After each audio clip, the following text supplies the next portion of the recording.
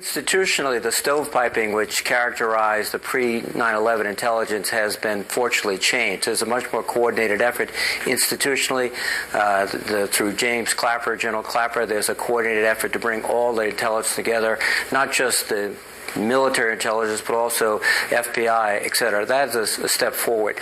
I think, though, as reflected in Devitt's comments, what we're seeing is a much more sophisticated threat. Our adversaries have also evolved, and so we are in a very difficult, challenging environment. But the one very positive aspect is we're much more coordinated in terms of our intelligence efforts today in the United States. Do you think the Islamic extremist groups have expanded exponentially around the world? I think they have expanded in the sense that Al-Qaeda was a very self-contained hierarchical organization. They were bent on a spectacular attack, as we are commemorating sadly today in 9/11.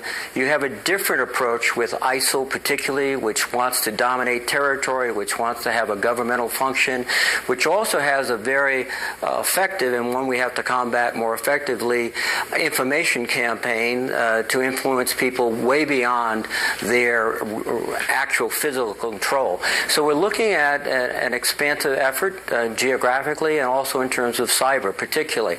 And that requires us to double down our efforts to coordinate and to counteract these terrorists that threaten. And as Devin also suggests, the threat is probably more critical in Europe because of many factors, not only their sophistication, but also the refugees that are flowing there. So when you see polls, we just had a poll, our most recent poll, and asked, is the U.S. safer today than before 9/11?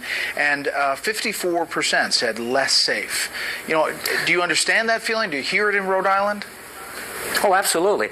I think what it reflects is, first, that even though we have taken steps to improve our intelligence gathering, even though we've been able to thwart a major terrorist incident in the United States, the fact that San Bernardino happened, the fact that there are incidents in Paris, that all goes to the public confidence. And again, you can't discount that. But, you know, we have to every day, working not only in the Congress, but with the administration, with all our agencies of government, continue to build on more coordination, more anticipation, and focus on degrading as fast as we can these terrorist networks. Yeah, as you know, there are many, and it's election season, there are many Republicans critical of the administration's efforts on this front. One of them is former New York Mayor Rudy Giuliani. Take a listen.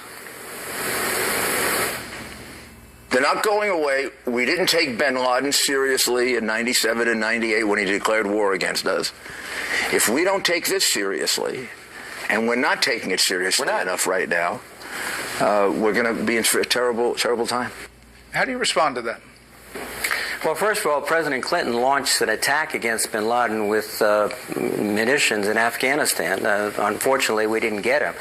What happened, I think, though, is that in 2001, when President Bush came aboard, even with the urging of people like Richard Clark, the expert on counterterrorism, of the threat, that was not their top priority. Their top priority, as I witnessed it from the Senate, was a national missile defense, which is important, but it clearly was not the counterterrorism that you would expect, given the incidents that had already taken place, the embassy attack in Kenya and other incidents. Yeah. But the Clinton administration has often forgotten, physically tried to strike at bin Laden and take him out. What about Chairman Nunes when he's talking about the bin Laden documents? Why has it taken so long to expedite and go through all of that treasure trove of intelligence, as Tom Donilon said back then? Well, I think, first of all, there's the obvious concern about sources and methods. And this is, I know it's repeated, but it's very important to the intelligence community. They do not want to either deliberately or inadvertently give clues to the other side about what they're looking at, what they found. That is, I think, the predominant reason that the information is slow coming.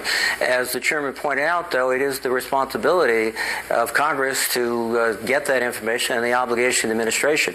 And again, I think that the administration should be prompt in delivering information, and we have the responsibility of ensuring it's held closely, it's not divulged, that we do not want to be implicated in giving the other side, our adversaries, any clues as to what we're up to.